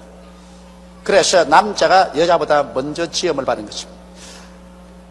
여호와 하나님이 흙으로 각종 들짐승과 공중의 각종 새를 지으시고 아담이 어떻게 이름을 짓나 보시려고 그것들을 그에게로 이끌어 이르시니 아담이 각 생물을 일컫는 바가 곧 그 이름이라. 여기에 동물들은 여러분 하나님께서 그냥 손으로 지었지 생기를 안 불어넣습니다. 그렇기 때문에 동물은 영혼이 없습니다. 동물은 육혼이 있습니다. 육혼. 그 육의 본능대로 살아가는 육혼은 있지만은 영혼은 없습니다. 네, 육혼은 그저 육이 죽으면 사라져버려요. 그렇기 때문에 하나님께서 동물은 우리 양식으로 준 이유가 그겁니다. 영혼이 없기 때문에 그 육체가 그저 죽으면 없어져 버리기 때문에 그러므로 동물은 하나님께서 양식으로 우리에게 주어서 이런 채소처럼 먹게 한 이유가 거기에 있는 것입니다. 사람은 죽이면 벌을 받는 것은 사람은 죽어도 그 영혼이 살기 때문에 이것은 하나님 앞에 심판을 받는 것입니다. 그래서 하나님께서 각종 짐승과 각종 새를 지어서 아담에게 그랬더니 아담이 이름을 착착착. 그 타락하기 전에 여러분 인간의 지성이란 거의 하나님의 지성에 갇혀왔습니다. 요사이 컴퓨터도 감당하지 못할 만한 머리를 가지고 있어요. 짐승들 그 많은 짐승을 쫙 뜨는데 그것 말이지 수첩에 적지도 않고 너는 여우다, 너는 토끼다, 너는 개다, 너는 새다, 너는 독수리다, 너는 병아리다 막 이름을 그대로 착착착 적죠. 아담이 이름을 주니까 그 이름대로 모든 짐승이 되었습니다. 그러므로 여기에 보면 우리가 타락하기 전에 아담과 하와의 그 지성이라는 것은 이루 형언할 수 없는 지성이었다. 오늘 타락한 인간의 지성도 놀랄만한데 타락하기 전에 인간의 지성이란 이루 형언할 수 없습니다. 그렇기 때문에 우리가 회개하고 예수를 믿고 나오면 그 다음 그 타락한 그 저주가 떠나가면 머리가 맑아집니다. 머리가 맑아집니다. 그래서 성경에 말하기를 나를 믿는 백성은 머리가 되고 꼬리가 되지 않고 위에 있고 아래 내려가지 않고 남에게 구워줄 줄을 꾸지 않는 것은 예수를 믿으면 여러분 그 지성이 저주받은 지성이 다시 회복이 되기 시작하기 때문에 탁월하게 개발됩니다. 결국 오늘 역사를 볼 때 예수를 먼저 믿은 나라가 다 선진국이 되고 문명국이 됐습니다.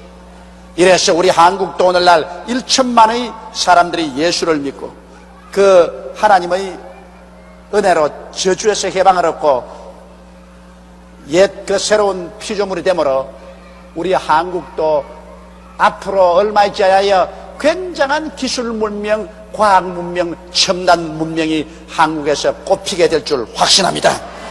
이것은 머리가 맑아집니다. 머리가 맑아집니다. 그건 다른 사람보다 앞설 수 있는 것입니다. 그리고 또 여기 놀라운 것은 아담이 이름을 주므로 그 동물의 성격을 형성했습니다. 아담이 너는 호랑이다. 그러니까 그는 호랑이 성격이 주어졌어요. 너는 사자다. 사자의 성격이 주어졌어요. 너는 토끼다. 토끼의 성격. 너는 노루다. 노루의 성격이 주어졌어요. 이름이 그 존재의 성격을 형성한다는 것 대단히 중요한 일입니다. 이러므로 사람이 여러분 그 운명이 달라질 때 하나님께서 이름을 바꾸었습니다. 아브라함을 아브라함으로, 세라를 사라로, 야곱을 이스라엘로, 그리고 그걸 누구냐? 베드로 옛 이름이 뭡니까? 시몬을 베드로로, 사울을 바울로. 운명이 달라질 때 그 이름도 바꾸었습니다. 이러므로 이름이라는 것은 그 사람의 성격 규정에 굉장히 중요하다는 것을 알아야 됩니다. 뭐 성명 철학이라는 것이 있지만 그 정확하게 그대로 되는 건 아니겠지만은, 그러나 이름이라는 것은 왜냐하면 밤낮으로 내가 그걸 적고 그걸 밤낮으로 내가 듣고 내가 내 이름을 입으로 늘 시인하기 때문에 사람이 듣고 쓰고 입으로 시인하는 것이 자기 생활에 굉장한 성격 형성에 영향력을 미치는 것입니다. 여러분 그 이름 아주 더러운 이름이 있거든요. 개똥입니다. 그러면 자기가 늘 듣는 게 내 이름이 개똥이다. 그럼 개똥 같은 인간인데 그 성격이 나중에 개똥같이 되는 것입니다. 나는 이름이 우리 아버님께서 용기라고 지었어. 이름이 용기가 있습니다. 그럼 밤낮 내가 들어도 조용기, 이름 적어도 조용기, 생각해도 내가 됐다 너는 조용기. 그래서 내 생각에 용기가 있다. 그래서 아마 용기 있게 뭘 일을 한지도 모르겠습니다. 좌우간 이름이라는 것은 잘 연구를 하고 그 이름을 잘 지어야 돼요. 듣기에도 좋고 말하기에도 좋고 그리고 사람 인상도 좋고. 내가 우리 손녀딸 낳아가지고서 손녀딸 이름을 지으려고 한 달 기도를 하고 겨우 이름을 지었는데 봄이라고 지었습니다. 봄이 왔네. 그 우리 손녀딸은 아이고 봄이 왔네. 봄이 얼마나 좋습니까? 그냥 봄이 오면 햇빛도 따가워지고 얼었던 물도 녹고 꽃도 피고 얼마나 좋습니까? 봄이 왔네. 그런데 아직 백날이 됐는데 아직 보지도 못했어요. 내가 이제 이번 11월에 제가 시카고에 가면 만나게 되겠는데 아예 그냥 굉장한 기대를 가지고 있습니다. 비행장에 가면 내가 아마 어스러지라고 안아주겠다 그렇게 생각하고 있습니다. 봄이 왔네. 한자 이름을 제가 좋아 안 해요. 왜냐하면 우리 한국에 이렇게 좋은 한글 이름이 있는데 왜 거기에다가 한자 이름을 지어요? 그래서 내가 우리 아들들 이름도 한자로 지은 것을 후회를 합니다. 둘째 놈만 샘이라고 지었어요. 샘물과 같은 보혈은 임마누엘 피로 달아서 조샘. 그렇다고 그거 고쳐달라고 지금도 따라다닙니다. 아버지 샘이 뭡니까 샘? 그냥 애들이 와서 샘이 많다고 샘이 많다고 샘. 그래서 괴로운 목적이 되어간다. 그러나 우리 한국말 얼마나 좋습니까? 샘물같이 좋사오른다. 우리 한국말이 참 좋으므로 한국의 좋은 우리 고유의 말로 이름을 지어 넣으면 참 좋습니다. 오스트라리아에 가니까 오스트라리아 순복음교회 나온 한 분이 자기 딸 이름을 내사랑아라고 지었어요. 내사랑아. 김씨인데 김내사랑아. 그래서 그건 좀 이상하더라. 김내사랑아. 그래도 뭐 자기는 한국 이름을 준다고 김 내 사랑아. 제일 처음에 나는 좋아서 내 사랑인 줄 알았습니다. 그래서 내 사랑아 내 사랑 이게 대단히 좋아하는가 보다 싶은데 나중에 보니까 이름이 내 사랑이라. 김 내 사랑. 아담이 모든 생물에게 이름을 주니 그 이름대로 그 생물의 성격이 형성되었다. 그러므로 우리들도 우리의 자신의 이름이나 우리 자식들의 이름을 줄 때 아주 좋은 이름을 주어가지고서 우리가 성격이 좋은 이름으로 형성될 수 있도록 그렇게 하는 것은 의미가 대단히 있다고 생각을 합니다. 20절에 아담이 모든 육축과 공중의 새와 들의 모든 짐승에게 이름을 주니라. 아담이 돕는 배필이 없으므로 여호와 하나님이 아담을 깊이 잠들게 하시니 잠들매 그가 그 갈빗대 하나를 취하고 살로 대신 채우고. 요 사이 여러분 병원에 가면 대수술할 때 어떻게 합니까? 모험하지요. 깊이 잠들게 하죠. 그 벌써 하나님께서 에덴 동산에서 벌써 대수술을 할 때 모험법을 썼다고요. 저도 이 군대에 있을 때 8시간 수술을 했는데요. 이 창자 배를 째고 했는데 그때 보니까 여기다가 몸 주사를 놓고서 헤아리라 그래요. 10가지 헤아리라. 그래서 내가 주사를 놓고 했는데 하나, 둘, 셋, 넷, 다섯. 그 다음 8시간 동안 몰랐어요. 뭐가 어떻게 되는지 하나도 몰랐어요. 그러나 나중에 이제 시간이 다 지나고 나면 깨어나니까 그때는 입에서 온갖 잔소리가 다 나와요. 그거 조심해야 되겠어요. 이 모험했다가 깨어나면 자기 잠시식에 있던 말을 다 해요. 그때는 비밀을 말 다 한다고. 그래 나는 그때 군대 병원에서 실려 나오면서 이렇게 해야 제대를 하지, 이렇게 해야 제대를 하지 그러고 나왔더라고. 얼마나 제대가 하고 싶었던지 이렇게 해야 제대를 하지 그곳에 나와요. 자기 입에 있는 말이 그대로 나와요. 근데 우리 하나님께서 아담을 깊이 잠들게 해서 몸을 들게 해서 그가 잠들매 갈빗대 하나를 취해서 살로 채웠어요. 그 하나님께서 갈빗대 없어도 여자 만들 수 있는데 왜 아담의 갈빗대를 취했는가? 이것은 그 의미가 대단히 깊습니다. 왜냐하면 하나님께서 그 아담의 갈빗대를 취해가지고서 하와를 만드는 것은 두 사람이 한 사람이다 그 말인 것입니다. 떨어져서는 안 된다. 두 사람은 한 사람이다. 왜냐하면 남자와 여자라는 것은 별개의 인생이 아니고 하나다. 남편의 갈빗대를 취해가지고서 여자를 만들었으니 그 갈빗대라는 것은 의미가 많죠. 갈빗대가 제일 심장에 가깝잖아요. 그러므로 사랑으로 관계를 맺고 살아라. 심장에 제일 가까우니까. 그리고 또 갈빗대라는 것은 옆이니까 두루 쏘면 이코올이다. 서로 인격적으로 동등하게 살아라. 뭐 발 뒤꿈치 뼈를 취해가지고서 만들었다면 막 짓밟고 살 수도 있고 머리뼈를 취해가지고서 만들었다면 여성 상위 시대라 막 여자가 막 남자를 막 다스리는 그런 일도 있겠지만은 요사이는 여성 상위 시대가 되어서 여자만 보면 겁이 나요. 점점 여성들이 강해진다고. 이제 결혼해서 40대만 척 넘으면 정상적인 가정에서 남편들이 집에 들어올 때 벌써 부인 안색부터 쳐다보고 들어와야 되니 이거 참 큰일이라.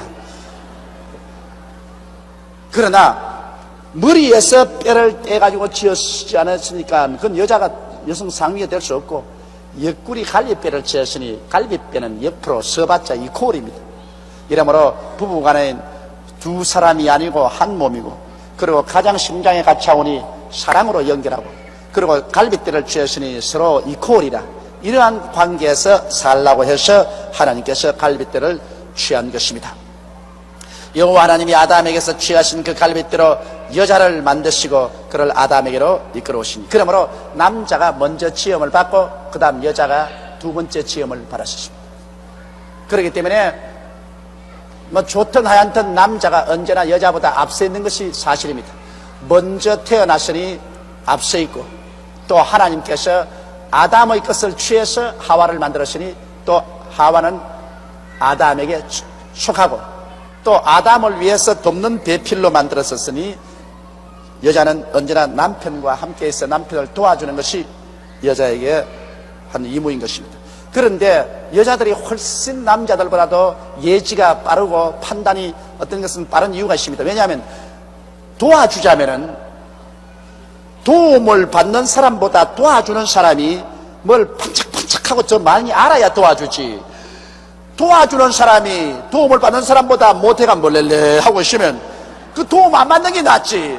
그 도움이 됩니까? 그러므로 하나님께서는 여자들에게는 남자들보다도 아주 그 지성도 날카롭고 감정도 날카롭고 그리고 성격도 아주 부드럽고 이래서 어찌한지 참 잘 도와줄 수 있도록 그렇게 만든 겁니다. 이러므로 대개 남편들이 부인의 말을 안 듣는 사람이 많은데 부인 말을 충분히 참작하는 것이 굉장히 좋습니다. 그건 왜냐? 하나님이 월급 안 주고 돕는 배필 주었는데 얼마나 좋아요. 아예 그런 아주 좋은 어드바이스 구하려면 상당한 월급을 줘야 되는데 월급도 안 주고 일심동체로 같이 사는데 그 무슨 일 있으면 같이 이동을 해야 돼요. 뭐 나는 바깥에 일어난 일 집안에 와서 일 이야기 안 한다고 입 딱 다물고 있는데 그러면 그만 좀 손해납니다. 여러 가지 경험한 것을 부인에게 이야기를 해주는 거예요. 그럼 또 부인이 그거 듣고 난 다음 또 부인이 느끼는 점을 또 말해줘요. 그러면 제일 처음에는 똑 바보 같은 소리 하는 것 같아요. 그래도 그걸 자세히 듣고 난 다음에 나중에 일을 처리할 때 가만히 생각해 보면 그 말이 맞을 때가 굉장히 있습니다. 그건 나의 경험에 입각해서 그렇습니다. 저도 우리 집 사람 말만 들었더라면 내가 저 초원 아파트를 안 지었을 것이요. 저 초원 아파트 짓고 난 다음 저기서 내 묘지가 되어서 얼마나 처절하게 고생을 했던지 그때 오일 쇼크 생기고 있어요. 그때 내가 저 아파트 지어가지고 장사해가지고서 돈 벌어서 이 교회 지으려고 그랬거든. 그때는 하도 우리 교인들이 가난했기 때문에 저 아파트 지어서 돈 벌어가지고서 교회 짓겠다. 그렇게 계획을 세우고 난 다음에 아파트를 짓겠다고 해서 우리 집 사람이 이야기했더니 한사결단으로 말립니다. 당신이 세상 사업하는 것이 아닌데 성경 말씀에 그 나라와 그 일을 먼저 구하라고 했는데 단돈 한 푼이라도 교회부터 먼저 지어야지 아파트를 먼저 짓다니 그건 안 됩니다. 교회를 짓고 난 다음에 그 빚이 너무 많거들랑 그 다음 아파트를 지었어요. 순서를 그렇게 해야지. 교회 질 땅에다가 아파트 먼저 짓고 그 다음 그 돈 가지고 교회 짓는 그건 순서가 틀렸습니다. 근데 어찌 밉든지 그 소리 하기에 내가 암탉이 집에서 소리를 크게 하면 집안이 망한다 그러더라. 모르고는 가만히 있어. 내가 나이를 먹어도 당신보다 7년이나 밥을 먼저 먹었다. 그러므로 잠잠해. 그랬습니다. 그러고 난 다음에 내가 아파트부터 먼저 짓고 가히 죽다가 살았습니다. 그 정신적인 고통과 생활의 어려움과 그 10년은 말로 다 할 수 없어요. 그래서 그때 이후로부터 시작해서는 마누라 말 듣는 게 좋겠구나. 그런 시련을 겪고 난 다음에 내가 말을 상당히 들어요. 이제는 무슨 일이 있어도 같이 의논해보고 내가 같이 들어보고 그러고 난 다음에 그 말을 심중히 생각해보고 그 말이 하나님 말씀과 맞느냐 안 맞느냐 생각해보고 그러고 난 다음에 일을 하는데 가만히 들어보니까 이익이 보통 많지 않아요. 내가 그 말 듣고 난 다음 그 다음부터 이익을 얻은 것이 굉장히 많다고. 그래서 요사이는 너무 듣는 것 같아. 이제는 이제 나이를 많이 먹으니까 내가 깊이 생각하기가 싫고 귀찮으니까 대략 물어보고 그냥 이렇게 저렇게 하라 하면 그대로 따라서 해버리기 때문에 좀 너무 듣는 것이 아닌가 싶은 생각이 날 정도인데 그래도 듣는 것이 이익이 많더라고요. 그러므로 여기 계신 우리 남자 동지 여러분, 나와 함께 부인의 말을 좀 들으십시다. 그러면 많은 경우에서 실패를 하지 않게 된다.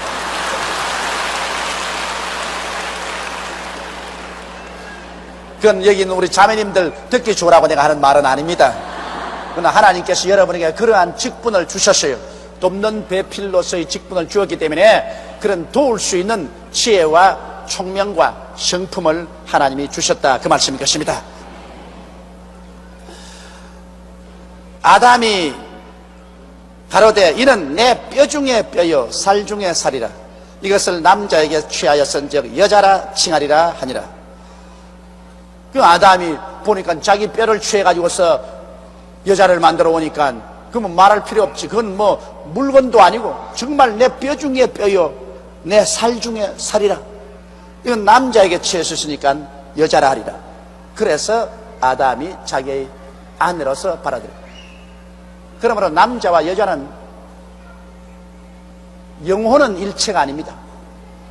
육체는 일체입니다. 그걸 알아야 돼요. 남자와 여자라고 해서 여자는 영혼이 없는 것 아닙니다. 어떤 사람들은 몰몬교에서는 여자는 영혼이 없다 그래요. 여자는 남자에게 붙어있기 때문에 영혼이 남자에게만 있고, 여자는 영혼이 없어서 여자는 언제나 남자에게 붙어 있어야 나중에 부활의 날에도 부활한다 그래서 시집 안 간 사람은 부활 못한다 그랬어. 그런 거짓말이 없습니다. 오직 하와가 얻은 것은 아담으로부터 뼈와 살을 얻었지, 하와도 남자와 똑같은 동등한 영혼은 하나님이 생기를 불어넣어준 것입니다. 하나님이 아담의 뼈 하나만 취했지, 그걸 가지고 흙으로서 만들어서 생기를 불어넣어서 하와를 만들었습니다. 그러므로 영혼은 별개입니다. 그렇기 때문에 남편의 의지가 있으면, 인격이 있으면 부인의 인격도 당연히 있습니다. 육체는 하나가 되지만은 인격은 다 따로따로 있습니다. 그러므로 그 인격은 서로가 자기 위치를 지켜서, 남편은 머리가 되고 아내는 이 수족이 되고, 남편은 리더가 되고 아내는 뒤에서 밀어주는 자가 되고, 그런 포지션을 잘 알아가지고서 서로 인격을 차지할 줄 알고 조화 있게 해야 행복한 가정을 이룰 수가 있는 것입니다. 이러므로 남자가 부모를 떠나 그 아내와 연합하여 둘이 한 몸을 이룰지니라. 자, 이 말씀이 오늘날 우리 큰 문제를 해결할 수가 있습니다. 이러므로 남자가 부모를 떠나 그 아내와 연합하여 둘이 한 몸을 이룰지니라. 여러분, 많은 경우에서 시어머니와 며느리 간의 갈등이라는 것은, 이거는 옛날부터 있습니다.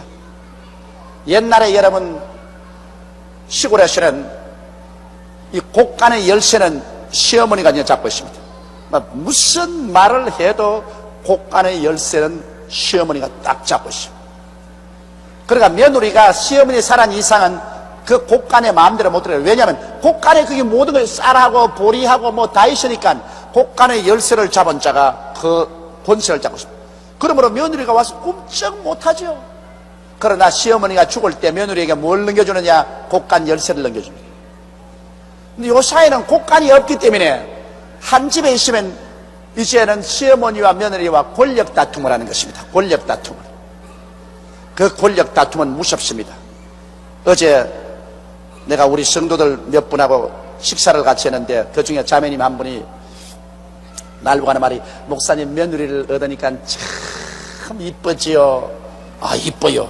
그런데 그 옆에 있던 그 남편이 한 말이, 아유, 나는 며느리 얻으면 얼마나 귀하기나 내가 품어주고 얼굴에 뽀뽀도 해주고 그리고 내가 손잡고 댕기고 그러겠다 그랬어요. 내가 웃기는 소리 하지 마시오. 왜요? 그것도 남의 집에 데려와도 내 딸인데. 나도요, 며느리 보기 전에 우리 집 사람 앞에서 내가 딸이었기 때문에 며느리 보면 내가 안아주고 뽀뽀해주고 내가 손잡고 댕기겠다고 그렇게 말할 때 우리 집 사람이 그러라고 그러더니만, 며느리 보고 난 다음에 한번 친절하게 시어머니 앞에서 했다가 내가 벼락이 났어. 세상에 행실 없이 그렇게 한다고. 어린 사람을 행실을 그렇게 가르친다고. 그 절대로 며느리 보면 그렇지 않습니다. 그래서 그 다음부터 내가 하도 겁이 나가지고서 내가 선물을 사와가지고 다 이따가 우리 마누라 안 볼 때 가서 싹 죽어. 그랬다고. 들키면 벼락 난다고. 벼락 나. 그럼 당연히 왜 선물을 주면 당신이 나에게 줘가지고서 내 손으로 주게 하지, 당신이 왜 주는 방당 그 소리 나올 테니까. 그러나 마누라 손에 들려서 줄 바에 안 주고 말지 뭐. 까짓건 뭐. 지금도 우리 집 사람 없게 되면 내가 말한다고. 누가 자꾸 일러 바치더라고. 내가 요렇게 이제 말을 해놓으니까. 일러 바치면 또 나 박살 난다고. 여러분, 날 불쌍히 여기서 일러 바치지 말라고요. 이제는 떨어져서 하니까 이제는 괜찮은데, 같이 있을 때는 참 이 시아버니에게는 며느리가 굉장히 귀해요. 그리고 난 또 딸이 없으니까 굉장히 귀한데, 그 다음 내가 딱 며느리가 와서 집에 같이 사니까 우리 집사람 눈치를 딱 보니까 달라져요. 굉장히 엄해지고 무서워지는 게요. 그 다음에는 막 며느리인데 겁이 나서 가지도 못해요. 내가 우리 마누라 눈치 본다고. 그러니까 별 도리 없이 한 가정에 두 여인이 들어오면 가정에 권력 다툼이 생기는 것입니다. 왜냐하면 어머니가 턱 집에 들어오면 어머니가 40대 넘어서 50대쯤 돼가면 집에서 왕초 아닙니까? 그렇죠? 막 남편 보고도 큰 소리 꽝 하고 애들 보고도 큰 소리 하고, 사실은 말은 바로 하지 남편이야 괴지 형식적으로 머리지 뭐 집에 들어오면 권력은 부인이 다 가지고 있지. 그런데 다른 여자가 떡 하나 들어와가지고서 금방진 소리를 하면 용서를 하겠어요? 완전히 정복을 시켜놔야 속이 시원하지. 그래 요사이 현대 여성들이 들어와서 정복 당하려고 하나, 그 정복 안 당하려고 반발을 하니까 집안이 편할 날이 없지. 그래서 하나님께서 여기 한 말은 뭐냐, 하나님이 미리 아시고 남자가 그 부모를 떠나라 그렇게 말했습니다. 남자가 그 부모를 떠나 여자와 연합하여 한 몸을 이룰지니라. 그러니까 결혼하면 떠나라. 결혼하면 떠나라. 부모 모시고 같이 살란 말을 안 했었습니다. 떠나라. 그러면 이제 요사이 경제적으로 그렇게 떠날 수 있는 형편이 못 되면 어떻게 되냐, 이제는 부모님이 들어오면 죽어서 들어와야 돼요. 밥 주면 밥 먹고, 옷 주면 옷 입고, 말했다가는 쫓겨나가.